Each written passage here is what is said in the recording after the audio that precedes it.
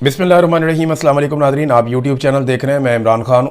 ख़ित्ते में बम चल रहे हैं, ईरान मार रहा है अमरीकी अड्डों पे, अमेरिकन और इसराइली मार रहे हैं ईरान के अंदर, ईरान वापस ड्रोन और मिसाइल मार रहा है इसराइल में, और पाकिस्तान की हुकूमत ने पाकिस्तानियों पे बम मार दिए। इतना बड़ा मिसाइल मारा है पाकिस्तानियों पे कि पाकिस्तान की तारीख में आज तक किसी ने इतना बड़ा जुल्म पाकिस्तानियों पे नहीं किया। ये जनाब शहबाज शरीफ की हुकूमत है जो अवाम के वोटों से तो आए नहीं, तो अवाम की इनको फिक्र भी नहीं है। इन्हें पता है कि आसिम मुनीर साहब इन्हें पकड़ के लाए इक़्तिदार में और जाली फार्म 47 पे इनको लाकर बैठा दिया। डील ये है कि इन्होंने आसिम मुनीर साहब से इक़्तिदार लिया और बदले में आसिम मुनीर साहब ने इनसे इक़्तिदार लिया, यानी उन्होंने लाकर इनको हुकूमत में बैठाया, इन्होंने उनको एक्सटेंशन दी और साथ में उनको इस्तिस्ना भी दे दिया, फील्ड मार्शल भी बना दिया, और अब ये मिलकर अवाम की खाल उतार रहे हैं। यानी गैर जरूरी तौर पर इन्होंने पागलपन की हद तक पेट्रोलियम मसनूआत की पाकिस्तान में कीमतें बढ़ा दी हैं। जंग लगी है खित्ते में और अभी सिर्फ चंद दिन हुए हैं, आबनाए हुर्मुज़ बंद हुई है, वहां से जहाज नहीं आ रहे।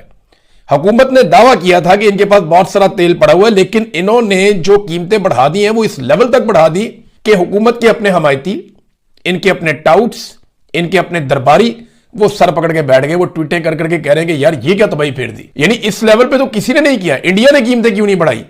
जंग खाली पाकिस्तान के लिए लगी है, बाकी जो आसपास मुल्क हैं किसी ने कीमत ऐसे नहीं बढ़ाई जो पाकिस्तान ने कर दिया अपनी अवाम के साथ। इन्होंने तो ऐसा लगता है कि ये बहाना ढूंढा है, बाकी मुल्कों ने अपनी अवाम के साथ ये नहीं किया। खित्ते में सबसे महंगा पेट्रोल पाकिस्तान में हो गया 55 रुपए लीटर, इन्होंने कीमत बढ़ा दी है। अब आप जब 1 लीटर खरीदेंगे डीजल तो वो आपको पड़ेगा 336 रुपए का। 336 रुपए का लीटर आप डीजल खरीदेंगे आप पाकिस्तान में। देखिए चंद चीजें मैं आपको बताऊं। एक तो खित्ते में सबसे महंगा पेट्रोल अब हमारे पास है और सबसे नकम्मे, नालायक और बदनीयत हुक्मरान भी हमारे पास है। नंबर 2, आलमी मंडी की निस्बत हमने इजाफा ज्यादा कर दिया। यानी आलमी मंडी में अगर आप ये कहते हैं कि आलमी मंडी में तेल की कीमत बढ़ रही है, इस हिसाब से हमने ज्यादा कर दी, तो भाई आलमी मंडी में भी इतना बड़ा इजाफा नहीं हुआ जितना बड़ा इजाफा आपने पाकिस्तान में कर दिया। और आप तो पहले ही अवाम का खून निचोड़ रहे थे, अवाम से इजाफी पैसे ले रहे थे। 100 रुपए के करीब तो, यानी 85 के करीब तो आप लेवी ले रहे थे सिर्फ अवाम से। टैक्सेस की मद में आप 100 रुपए से ऊपर ले रहे थे, बजाय इसके कि आप पब्लिक को रिलीफ देते। आपने क्या किया और उनके ऊपर बोझ डाल दिया। तो आलमी मंडी में इतना इजाफा नहीं हुआ जितना पाकिस्तान के अंदर इजाफा हो गया। नंबर 3, इन्होंने ऐसा लगता है कि जंग को एक अपॉर्चुनिटी के तौर पे लिया कि मौका मिल गया अवाम की खाल उतारने का। उतारो अवाम की खाल, क्योंकि इन्होंने अपने मुंह से कहा था, ये चौथा नुक्ता बहुत इंपॉर्टेंट है, इन्होंने अपने मुंह से कहा था कि हमारे पास तेल के काफी ज़खायर मौजूद है, कोई परेशान ना हो, बहुत तेल है हमारे पास, इन्होंने ये खुद कहा था, और काफी अरसे का तेल है हमारे पास, इन्होंने ये कहा था। हालांकि डीलर एसोसिएशन कह रही थी कि 2 हफ्ते का है, लेकिन ये कहते थे नहीं हमारे पास बहुत लंबा अरसा तेल है, बेफिक्र रहे। तो जो पहले तेल सस्ता खरीदा हुआ है उसी के ऊपर अवाम से इजाफी पैसे ले लिए 55 रुपए लीटर। यानी ये तो अवाम को चूना लगाने वाली बात है ना, ये चूना लगा रहे हैं। मैं एक हकीकत आपके सामने रखता हूं कि इमरान खान साहब के दौर में इंटरनेशनल मार्केट में तेल की कीमत आज से भी ज्यादा थी, यानी आज $90 के आसपास। मैं भी चेक कर रहा था, सामने मेरे सिस्टम खुला हुआ है, इसके ऊपर मैं देख रहा हूं इंटरनेशनल मार्केट में इस वक्त जो ऑयल प्राइस है ये $90 के आसपास बता रहा है, जब मैं ये देख रहा हूं। तो अब मुझे आप ये बताएं कि $90 अभी है, इमरान खान के दौर में $117 फी बैरल था। अभी भी जो इमरान खान साहब के दौर के अंदर पेट्रोल की आलमी कीमत थी उससे बहुत कम है। अभी भी उस कीमत के ऊपर इमरान खान 150 रुपए का डीजल पेट्रोल बेचता था, तो ये सारे जो है ना तत्ते तवे पे बैठ जाते थे, छलांगे मारते थे कि नहीं जी बहुत महंगा हो गया। और आज इमरान खान के दौर से आलमी मंडी में तेल बहुत सस्ता है और ये बेच रहे हैं इमरान खान से डबल से भी ज्यादा कीमत के ऊपर, यानी 300 का भी नहीं बेच रहे हैं, 150 वाला 336 रुपए का डीजल बेच रहे हैं। ये इन्होंने पाकिस्तान के साथ किया है और झूठ बोलते हैं कि इमरान खान के दौर में इतनी कीमत बढ़ी थी। 120 रुपए का लीटर उसको मिला था क्योंकि निगरान हुकूमत भी बढ़ा गई थी, तो 120 रुपए से 150 रुपए तक इमरान खान साहब ने पहुंचाया था, हौली हौली करके। कभी कम होता था, कभी ज्यादा होता, तो 150 तक पहुंचा था। इन्होंने 150 से उठा के पेट्रोल को 336 तक ले गए। अब आगे किसान को मार पड़ेगी, उसकी गंदम लगी हुई है, उसकी फसलें लगी हुई है, उसको डीजल चाहिए होता है, 100 काम उसने करने हैं किसान ने, फसल पक के तैयार होनी है, और उसके बाद तरसील का मामला, ये हर चीज महंगी हो जाएगी पाकिस्तान में जिस किस्म का इन्होंने ये हरकत की। ये तो कहते थे मोटरसाइकिल वालों को मुफ्त पेट्रोल दिया करेंगे हम। इनकी जलसों में आप तकरीरें उठा के सुने ना, ये आले शरीफ की और आले जरदारी की, और साथ में ये जो एक फौज ने बनाई थी पार्टी तहरीके इस्तेकाम, इनकी तकारीर आप उठा के सुने, कहते थे जी हम जो बिजली कम इस्तेमाल करेगा 200-300 यूनिट उनकी बिजली मुफ्त, जो मोटरसाइकिल लेकर आएगा पेट्रोल पंप पे उसका पेट्रोल भी मुफ्त। ये मुफ्त पेट्रोल दे रहे हैं पाकिस्तानियों की, किसानों की, इन्होंने कमर तोड़ दी है। इमरान खान रशिया गया था सस्ता तेल लेने के लिए, लेकिन जनरल बाजवा को एक्सटेंशन चाहिए थी, तेल नहीं चाहिए था कौम के लिए। यानी इमरान खान ने कहा था ना कि सस्ता तेल लेने गया हूं रशिया में, तो इन्होंने कहा नहीं नहीं नहीं, पता नहीं कौन सी साजिश हो गई अमेरिकन के। इन्होंने इतने कान भरे, उन्होंने साइफर भेज दिया, इन्होंने जनाब यहां पे सारे जर्नैल राजी करके रजीम चेंज कर दिया कि मुझे एक्सटेंशन मिल जाएगी। वो लैटरीन जो डिगा पे होना, वो जिसको एक्सटेंशन पड़ी थी वो ऊंधे मुंह लैटरीन में गिरा। अब उसका पता भी नहीं है जिंदा है मर जाता, उसके बारे में पता करने जाते हैं वो बताते ही नहीं है। फैमिली सोर्सेज से बात करते हैं, वो कहते नहीं हमें बात करने की इजाजत ही नहीं है। अब पता नहीं उसके अंदर क्या मामला है। तो ये मेरी हमदर्दी है, कोई बंदा इस तरह चोट लग जाए तो। लेकिन मामला ये है कि उसको एक्सटेंशन चाहिए था ना, उसको सस्ता तेल नहीं चाहिए था। आज वाला भी वही कर रहा है और उस दौर वाला भी वही कर रहा था, इनमें कोई फर्क नहीं है, कोई फर्क नहीं है। महंगाई का तूफान आ जाए, अब आएगा, ये चूना लगाएंगे लोगों को। अब ये करेंगे क्या, मैं आपको ये बता देता हूं। इन्होंने तेल की कीमतें बहुत बढ़ा देनी है, आवाम को चूना लगा लेना है, सस्ता तेल जो खरीदा हुआ महंगा बेच देना है। जैसी सूरत हाल थोड़ी सी कंट्रोल होगी, ये थोड़ा सा सस्ता करके आवाम पे आसान चढ़ा देंगे, क्योंकि इनसे कोई टारगेट पूरा नहीं हुआ। ये टैक्स इकट्ठा ही नहीं कर पा रहे, ये खसारे के अंदर हुकूमत जा रही है लगातार, कोई सरमायाकारी पाकिस्तान में नहीं आ रही। दहशतगर्दी की वजह से पाकिस्तान छोड़ के भाग रहे, पाकिस्तान में आने के लिए कोई तैयार नहीं है। इंटेलिजेंस का लगातार फेलियर हो रहा है, इदारे अपना काम कर ही नहीं पा रहे और बिला वजह के चौधरी बने हुए हैं। तो इन्होंने जो पाकिस्तान की हालत कर दी है, अब अवाम का खून निचोड़ेंगे तो पैसे। अब इनको ये देखे ना, डर फैला दिया इन्होंने कि जनाब पेट्रोल खत्म होने वाला है, पता नहीं कितने का हो जाएगा। तो इस डर की वजह से लोग बहुत ज्यादा पेट्रोल खरीदेंगे, गाड़ियां भरवाएंगे। इनको इस बात का आइडिया था कि एकदम बहुत बड़ी बिक्री होने वाली है पेट्रोल की, लिहाजा इन्होंने कहा पैसा बना लो इस पे भी। और अब ये पैसा बनाने का सारा खेल है। देखिए पाकिस्तान के साथ अमेरिका का क्या रवैया है, जिसके पास डोनाल्ड ट्रंप का फेवरेट फील्ड मार्शल है, जिसके पास आंखें मारने वाला, सलूट मारने वाला और चमकने वाला और चमकाने वाला वजीर आजम है फेवरेट डोनाल्ड ट्रंप का, वो जो है वो अमेरिका इजाजत नहीं देता। अमेरिका इजाजत किसको देता है? भारत को। अमेरिका ने भारत से कहा कि आप रशिया से तेल खरीद लें, सस्ता तेल, आप रूस से सस्ता तेल खरीदें 1 महीने तक, और उस तेल को अपनी रिफाइनरीज के अंदर लेकर आए और वहां से आप दुनिया को तरसील दें। यानी भारत ना सिर्फ रशिया से सस्ता तेल खरीद के लाएगा, यानी कल तक रूस का तेल अमेरिका कहता था कोई ना ले, अमेरिका पाबंदियां लगाता था कि रशिया का तेल कोई ना ले, कल तक अमेरिका ये कहता था। आज वही अमेरिका रूस के तेल की खुद मार्केटिंग कर रहा है। सबसे बड़ा बेनिफिशियरी तो फिर रशिया बन गया ना भाई। गल्फ के अंदर आबनाई हॉर्मज़ बंद हो गई, वहां से आप खुलवा नहीं पाए, अमेरिका ने पूरा जोर लगा के देख लिया, ईरान ने खुलने नहीं दी।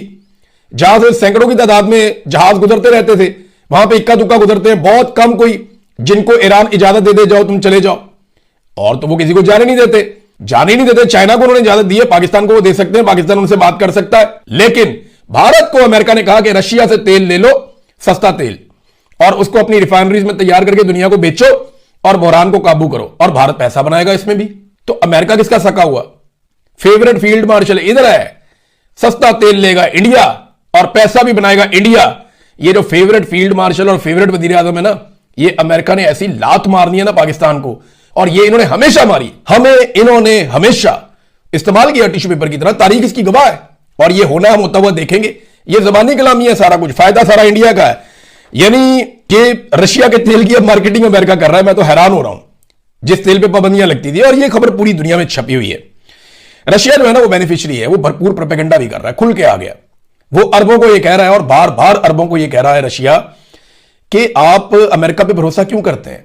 आपको बार बार ये सोचना पड़ेगा कि क्या आपको इनके अड्डों की जरूरत है या नहीं, क्या आपको इनकी मदद की जरूरत है या नहीं। ये अड्डे आपका तहफ़्फ़ुज़ नहीं कर रहे, बल्कि ये अड्डे आपके लिए खतरा हैं। ये रशिया के साबिक सदर, साबिक वज़ीर आज़म और मौजूदा जो सिक्योरिटी के हवाले से मैंने आपको बताया था दिमित्री जो है, उन्होंने ये स्टेटमेंट दिया है। साफ कह रहे हैं कि आपको अमेरिकन अड्डों की जरूरत नहीं है, ये आपके लिए खतरा है, और वो यहां पे सिर्फ एक मुल्क की हिफाजत करने के लिए आए, और आप सब जानते हैं कि वो किसकी हिफाजत कर रहे हैं। आप सबको उन्होंने छोड़ दिया, और अरबों के अंदर भी ये सोच पैदा हो गई है, और जो अरब बिजनेसमैन है वो भी सर पकड़ के बैठ गए कि जनाब ये तो हमारा सारा कारोबार ही तबाह करने पे आ गए, हम तो किसी काबिल नहीं रहेंगे जो इस खित्ते को आग के अंदर झोंक दिया। लिहाजा वो डर गए कि हमारी सिक्योरिटी जिन्होंने करनी थी वो हमारा मुल्क छोड़ छोड़ के भाग रहे। अभी तक 18,000 अमेरिकन यहां से निकलकर चले गए, बाकी लगातार निकलने की कोशिश कर रहे हैं। लेकिन हैरानकुन तौर पे अमेरिका बार बार पाकिस्तान के अंदर वार्निंग जारी कर रहा है, अमेरिकन को एडवाइजरी जारी कर रहा है अमेरिकन को। वो क्यों कर रहा है? क्या पाकिस्तान में कुछ होने जा रहा है, या अमेरिका का पाकिस्तान के हवाले से भी कोई प्लान है? मैं कुछ कह नहीं सकता अभी, लेकिन अमेरिका अगर वार्निंग जारी कर रहा है बार बार पाकिस्तान में, तो इसके पीछे कुछ ना कुछ तो जरूर है। अमेरिका के साथ ना एक चीज हुई है, और ये डोनाल्ड ट्रंप ने की है। डोनाल्ड ट्रंप ने क्यों की, ये मैं आपको आगे जाके बताता हूं। लेकिन डोनाल्ड ट्रंप ने अमेरिका के साथ एक काम किया कि अमेरिका की एक मिथ टूट गई है। इसराइल की भी मिथ टूट गई थी पिछले साल कि आयरन डोम पता नहीं कोई ऐसी चीज है, परिंदा पर नहीं मार सकता, कोई अंदर नहीं आ सकता, कोई फ्लाइट नहीं आ सकती, कुछ नहीं हो सकता, दुनिया के बेहतरीन मिसाइल भी नहीं आ सकते।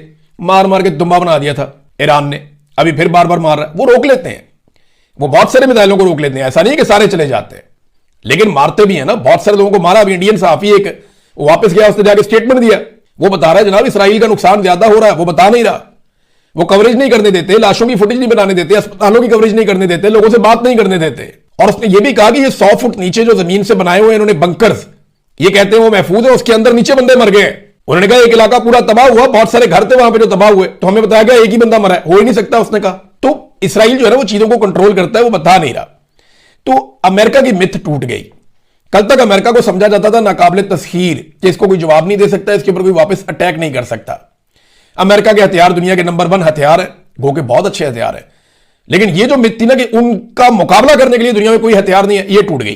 अमेरिका को नाकाबिले तस्खीर समझा जाता था, वो चौधराहट जो अमेरिका की थी जिसको वो एंजॉय कर रहा था, वो अब खतरे में है। अमेरिका के जो तबाहशुदा अड्डे हैं मिडिल ईस्ट के अंदर, उनकी जो सैटेलाइट तस्वीर हैं वो अमेरिका का मुंह चढ़ा रही है। वो देखें ना, आप सोशल मीडिया खोले, आपको जगह जगह नजर आते हैं अमेरिकन अड्डे तबाह हुए हैं, रडार तबाह हो गए, फैसिलिटीज जितनी थी वो तबाह हो गई।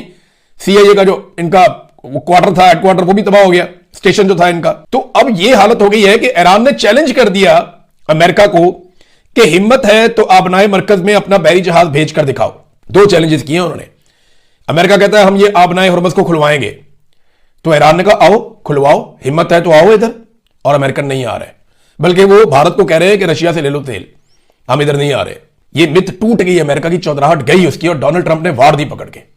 ये अमेरिका के साथ डोनाल्ड ट्रंप ने बहुत बड़ी ज्यादती की है अमेरिकन के साथ और अमेरिका के साथ। ईरान अभी तक हमले कर रहा है, अमेरिका भी हमले कर रहा है। दूसरा, ईरान चैलेंज करता है कि हमारी जमीन पे उतर के दिखाओ, आना है तो आओ, फिर ऑन ग्राउंड आओ, फिर हम आपको बताते हैं। वो कहते हैं जी हमने नहीं आना। जो हमले हुए ना वो 3-1 के रेशो से हुए अभी तक, यानी जितना अमेरिका ने और इसराइल ने मारा है ना, उससे 3 गुना कम ईरान ने मिसाइल और ड्रोन फायर किए। 3-1 की रेशो है। मैं पहले 24, 48 या 36 घंटों की बात करते हैं, पहले 36 घंटे का डाटा मेरे पास है। उसमें यह हुआ था कि 3000 बम मारे हैं अमेरिका ने और इसराइल ने, जबकि 1000 उसके जवाब में ईरान ने मारे। अमेरिका और इसराइल के बम आकर लगते हैं एक्यूरेटली, जबकि जो ईरान के बम है वो जाते हैं, उनमें से बहुत सारे जो है उनको रोक लिया जाता है, लेकिन बहुत सारे जाके लग भी जाते हैं। तो नुकसान तो हो रहा है और वो दिखाई भी दे रहा है। ईरान पर जो हमले हुए इसमें 1200 शहरी शहीद हो गए हैं, 13 मेडिकल सहूलतें तबाह कर दी गई हैं, यानी ये भी लिहाज नहीं किया जा रहा, ये जंगी जराइम में आता है। 20 तालीमी इदारे जो हैं वो तबाह कर दिए गए हैं। रेड क्रिसेंट के 9 पॉइंट्स को इसराइल ने तबाह कर दिया है, जहां पे लोगों को मदद देनी थी, जबकि 200 के करीब बच्चे भी शहीद हो गए। ये हो रहा। जो विल्सन ने एक इल्जाम लगाया, ये अमेरिकन सेनेटर हैं, आप जानते हैं इनको, इन्होंने इल्जाम लगाया कि वॉर क्रिमिनल प्यूटन अमरीकियों को कत्ल करने के लिए ईरान को इंटेलिजेंस फ्राहम कर रहा है, तो रूस को भी सबक सिखाया जाए। बात तो ठीक है, क्योंकि ईरान जितने एक्यूरेट अटैक कर रहा है, जैसे एग्जैक्ट उसको एक एक लोकेशन का पता होता है कि ये जनाब वो पॉइंट है जहां पे अटैक करना है, तो ये तो फिर चाइना और रशिया की मदद के बगैर नहीं हो सकता। इतना शानदार सैटेलाइट का निजाम ईरान के पास नहीं है। वो कहीं से पक्की इंफॉर्मेशन उनको मिलती है, टिप, उसके बाद वो अटैक करते हैं। तो ये वो कर रहे हैं। सीआईए स्टेशन तबाह हो गया है। इराक में भी ईरान ने अमेरिकी लॉजिस्टिक कंपनी है ब्राउन एंड रूट, उसके ऊपर हमला किया है। वहां बड़े पैमाने पर आग लगी हुई है, बहुत नुकसान हुआ उनका। और इसके अलावा ब्लूमबर्ग के मुताबिक $300 मिलियन मालियत का रडार सिस्टम है खलीज के अंदर, वो भी तबाह हो गया है। ये उसकी फुटेज भी दिखा रहे हैं साथ में, ये ब्लूमबर्ग दिखा रहा है। और इसका एयर डिफेंस के लिए एक बड़ा कलीदी किरदार था। फिर कुवैत में अमेरिकी फौजी अड्डे की तबाही के सैटेलाइट मनाजर भी आ गए कि जनाब ये भी देख लें। फिर बगदाद इंटरनेशनल एयरपोर्ट के करीब अमेरिकी बेस है विक्टोरिया, उसके ऊपर हमला किया, वहां पे भी आग लगी हुई है, ये मनाजिर भी आ गए हैं। और यूएई में पैट्रियट डिफेंस सिस्टम को निशाना बनाने का एक बहुत बड़ा दावा सामने आया। ये पैट्रियट डिफेंस सिस्टम, ये दुनिया में 2-3 है जो दुनिया के टॉप के हैं। एक पैट्रियट है अमेरिकन, एक रशिया का S-400 है, वो एक और पे काम कर रहे हैं जो उससे भी जदीद है। चाइना का एक है बहुत लेटेस्ट, वो आने वाला है, उसके ऊपर भी वो काम कर रहे हैं। दुनिया के बेहतरीन यही सिस्टम है। वो कहते हैं यूएई के अंदर जो है ना वो पैट्रियट का एयर डिफेंस सिस्टम, उसको निशाना बनाने का दावा किया। कुछ वीडियोस और तस्वीर भी इसमें सामने आ रही हैं। अब ट्रंप ने ये अमेरिका के साथ क्यों करवा दिया? अमेरिका के साथ तो ये बहुत घिनौनी हरकत हो गई ना, चौधराहट ही गई। यानी एक ये मिथ बनी हुई थी ना, इसको नहीं घुमा सकता, इसको ना नहीं कर सकता कोई, इस पर अटैक नहीं किया जा सकता, भाई इस तक मिसाइल पहुंचता ही नहीं है, वो सारी टूट गई। भाई इसके अड्डे नहीं तबाह हो सकते, भाई इसके बहरी जहाज जो है ना वो नाकाबिल तस्खीर है, वो जहां चले जाए ये हो जाता है। डोनाल्ड ट्रंप ने ट्वीट किया हमारा जा रहा है अब्राहम लिंकन, वो ये कर देगा वो कर देगा, वो नस गया पीछे दूर, वो रेंज से बाहर निकल जाता है कि हमने नहीं आना यहां पे। अब ईरान कह रहा है आओ ना यहां पे खुशबू लगा के इसमें आबनाए हुर्मुज़ में, वो नहीं आ रहे, उधर नहीं आ रहे। हो सकता है फ्यूचर में आए ईरान को बहुत बुरी तरह तबाह करने के बाद, लेकिन फिलहाल सूरत हाल यह कि अमेरिका की मिथ टूटी है। जो ईरान से इतनी मार खा रहा है, अगर खुदा ना खास्ता कल को चाइना के साथ लड़ पड़ता है या रशिया के साथ लड़ पड़ता है तो क्या होगा इसके साथ। यह है सोचने वाली बात, अमेरिका के लिए भी अमेरिकन के लिए भी। अब सालसी की कोशिशें हो रही है किसी तरह जो है वो अमन कायम किया जाए। इसमें जो लोग अभी तक इंपॉर्टेंट रोल प्ले कर रहे हैं मैं आपको बता देता हूं। एक तो इसमें चाइना का बड़ा इंपॉर्टेंट रोल है, उन्होंने सारे मुल्कों से राब्ता किया है, ईरान से भी राब्ता किया है, और इसमें रूस का भी किरदार है। रशिया ने ईरानी सदर से राब्ता किया और अपनी सपोर्ट का यकीन दिलाया, और रशिया पूरा खुलकर सपोर्ट कर रहा है इस वक्त ईरान को, जबकि चाइना भी ईरान को सपोर्ट करता है, उसकी खुद मुख्तारी को सपोर्ट करता है और उसके दिफा करने को भी सपोर्ट करता है। फिर एक दो यूरोपीय ममालिक हैं वो भी इस मामले के अंदर अपना रोल प्ले कर रहे हैं।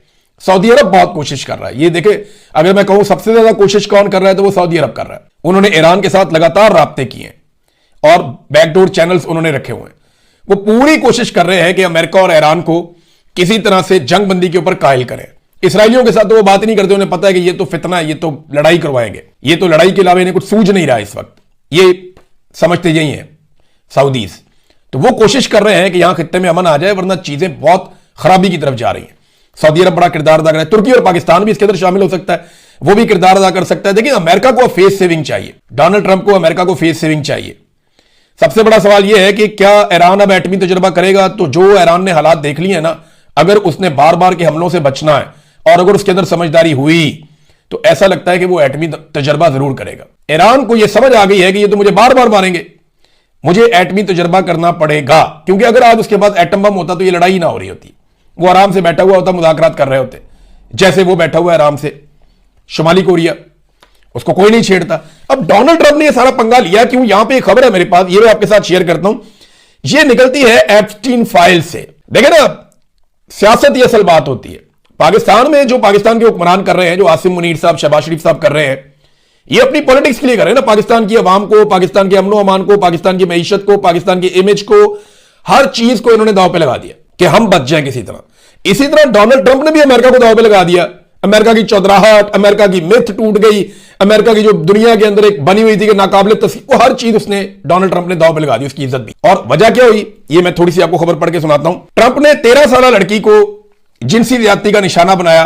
एप्स्टीन फाइल में नए इल्जामात और उसकी तफसीलात अब सामने आ गई हैं। ट्रंप को इस बात का पहले से पता था कि यह होने जा रहा है, क्योंकि ये मामला अदालत में चल रहे थे। यह रिपोर्ट उन दस्तावेजात पर मबनी है जो हाल ही में जेफरी एप्स्टीन के केस से मुतालिक मंजर-ए-आम पर आई हैं। इन दस्तावेजात में साबिक अमेरिकी सदर डोनाल्ड ट्रंप के खिलाफ संगीन नौयत के इल्जामात आयद किए गए हैं। इल्जामात की नौयत यह है कि 1994 में डोनाल्ड ट्रंप ने, मैं यहां पे थोड़ा सा सेंसर कर दूंगा, हमारी खवातीन और घर में बच्चे भी देखते हैं बाद औक़ात वीलॉग, तो मैं सिर्फ इतना आपको बताऊंगा। ये इल्जामात एक खातून ने लगाए और उन्होंने कहा कि जब मैं छोटी थी 13 साल की तो डोनाल्ड ट्रंप ने ज्यादती की थी। और ये दस्तावेजात इसके अंदर मौजूद हैं और बहुत सारी चीजें, इसकी जो तफसीलात हैं उनके अंदर मैं बिल्कुल नहीं जाता, जाना भी नहीं चाहिए, क्योंकि लोग सुनते हैं, आप समझ गए होंगे। मैंने एप्स्टीन फाइल पे इसीलिए ये बहुत ही गंद है, बहुत ही गंद है, लेकिन दुनिया में है। मेरी तमाम माँ बाप से गुजारिश है कि अपने बच्चों को हमेशा महफूज रखें। यहां बहुत दरिंदे हैं। अगर अमेरिकी सदर का माजी ऐसा है, 94 में वो ये हरकतें कर रहा था, तो आप समझे कौन कौन यहां क्या कर रहा होगा। तो अपने बच्चों पर ना सिर्फ नजर रखें बल्कि अपने बच्चों को महफूज रखें, यह भी आपकी रिस्पॉन्सिबिलिटी है। बहरहाल इसने 13 साल लड़की के साथ जुल्म किया डोनाल्ड ट्रंप ने, और वो आगे जो लिखा हुआ तो बहुत ही घटिया बातें, बहुत घटिया हरकतें हैं। लेकिन डोनाल्ड ट्रंप ने कहा नहीं जी, हमारे पास साजिश हो रही है, जैसे हमेशा हर लोग कहते हैं साजिश हो रही है, झूठे इल्जामात जो है सियासी बुनियादों पर जनाब मेरे पर किया जा रहा है। एप्स्टीन के साथ ताल्लुकात तो थे डोनाल्ड ट्रंप के, बहुत सारी तस्वीर और बहुत सारी चीजें, और ये 90 की दहाई में ही है जबकि ये वाकया भी रिपोर्ट हुआ है। ये फाइलें उन अदालती कार्रवाइयों का हिस्सा हैं जो एप्स्टीन के मुतासरीन की जानिब से दायर किए गए मुकदमात के सिलसिले में ये खोली गई हैं। इनमें कई दीगर बासर शख्सियात के नाम भी शामिल हैं, लेकिन ट्रंप के हवाले से ये इल्जामात सबसे ज्यादा संगीन समझे जा रहे हैं। ये डोनाल्ड ट्रंप को लेकर डूब जाएगी, ये एप्स्टीन फाइल, ये डोनाल्ड ट्रंप को बहुत बुरी तरह तबाह करेगी। उसको पता था, उसने ईरान के साथ पंगा ले लिया कि मैं यहां हीरो बन जाऊंगा, वो वहां उससे बड़ा विलन बन गया। तो कहते हैं ना, जब किसी की मत मारी जाती है ना, तो उसके सर में डंडा नहीं मारना पड़ता, वो अपना सर खुद ही फाड़ देता है। और भी बहुत सारी मिसालें हैं। बहरहाल ट्रंप के साथ बहुत बुरी होने वाली है, ऐसा दिखाई दे रहा है। बहरहाल अब तक के लिए इतनी, अपना ख्याल रखिएगा।